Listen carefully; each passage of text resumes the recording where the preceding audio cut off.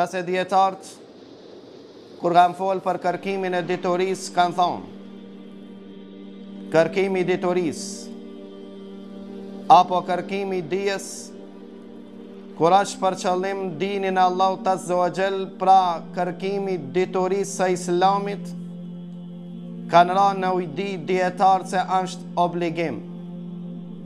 Dhe këtë mendim e kanë bazu në fjallën e Allahu Azza wa Jall, që thotë Allahu në Kurani Kerim, Fas'alu ahle dhikri in kuntum la ta'lamun.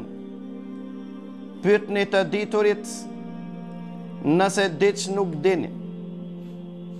Gjithashtu e kanë bazu këtë mendim dietarët në hadithin e pejgamberit sallallahu alaihi wasallam, që thot pejgamberi sallallahu alaihi wasallam, talabul ilmi farida ala kulli muslim.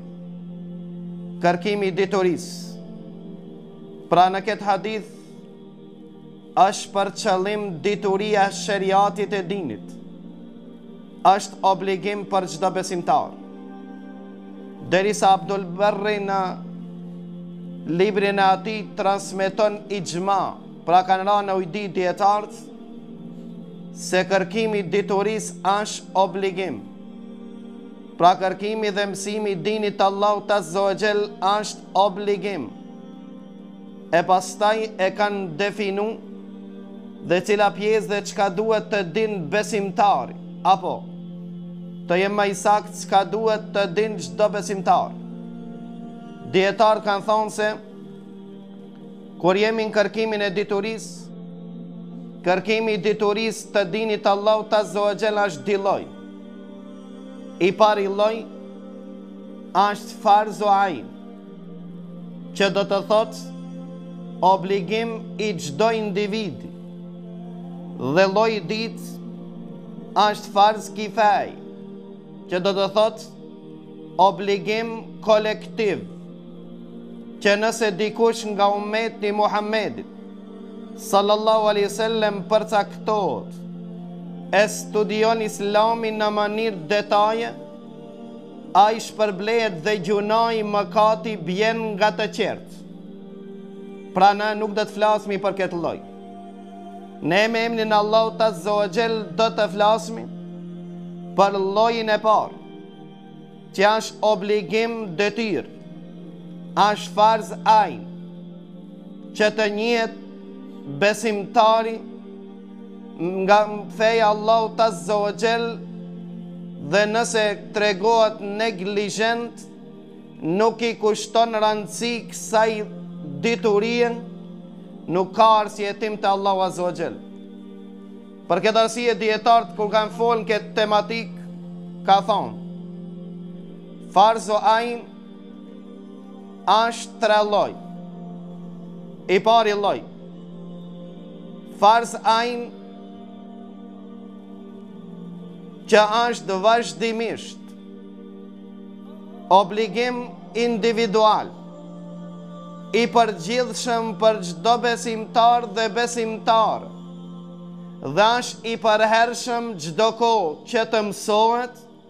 Pra ne inshallah për këtë lloj do të flasmi në dersën që vijoj. Lloji i dytë, thojnë dietarët, është farz ain, pra obligim individual, i përhershëm, mirë po jo për çdo kënd, jo për çdo besimtar, apo jo në çdo kohë, po vetëm me atë të cilën ka të bëjë ajo. Si për shembull, nuk është kusht që të dim detajet e zeqatit përderisa nuk kemi pasuri që të japmi zeqat.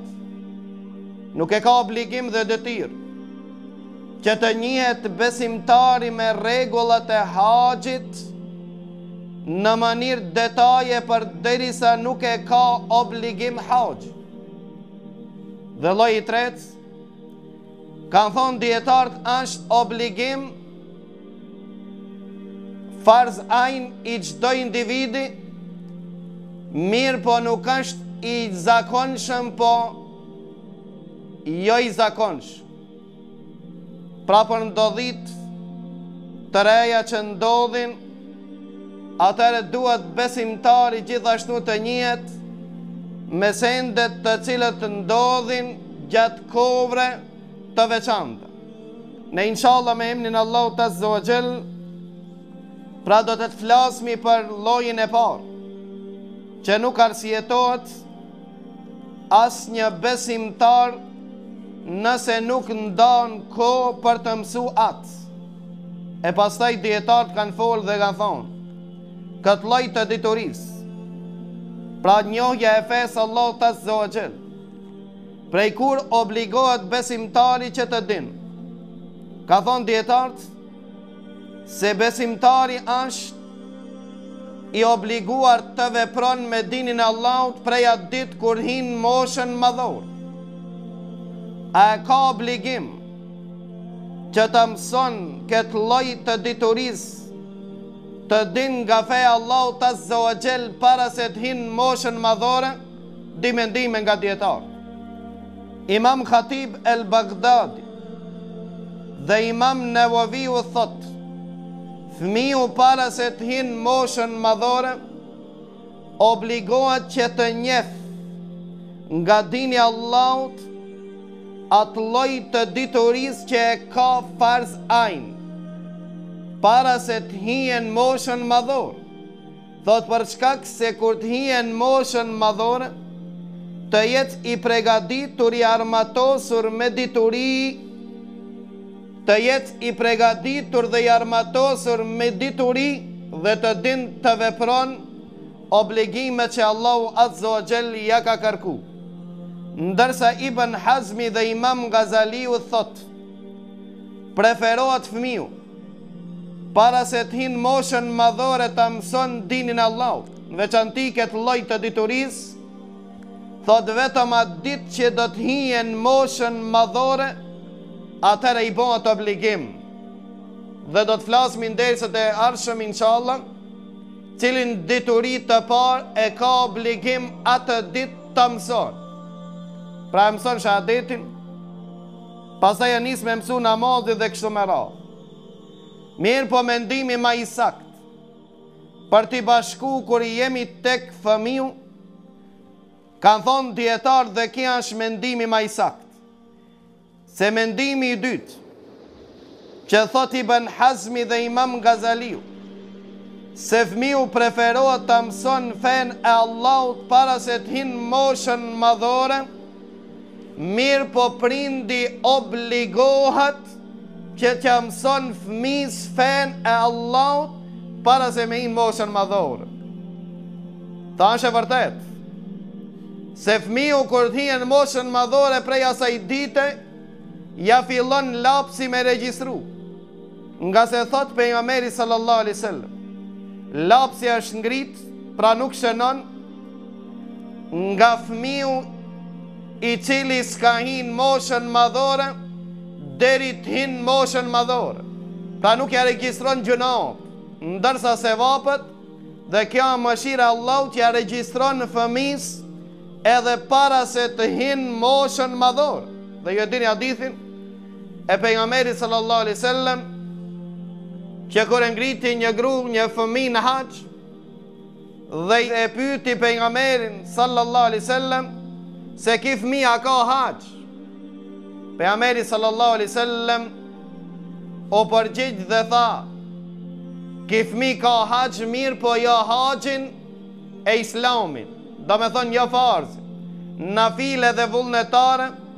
Pra fëmijëve i regjistrohen edhe para se të hin moshën madhore. Gjunat nuk i regjistrohen. Pra fëmiju nuk ka gjuna nëse nuk e ka mësu dinin Allahut deri ditën kur të hin moshën madhore. Ndërsa gjunai është mbi supat e prindëve, të cilët nuk janë kujdes për që mësu fëmijëve dinin Allahut Azza wa Jall. Argument për këtë, thot pejgamberi sallallahu alaihi wasallam, nëse fëmiu i ban 7 vjet, urnoni të fal namaz.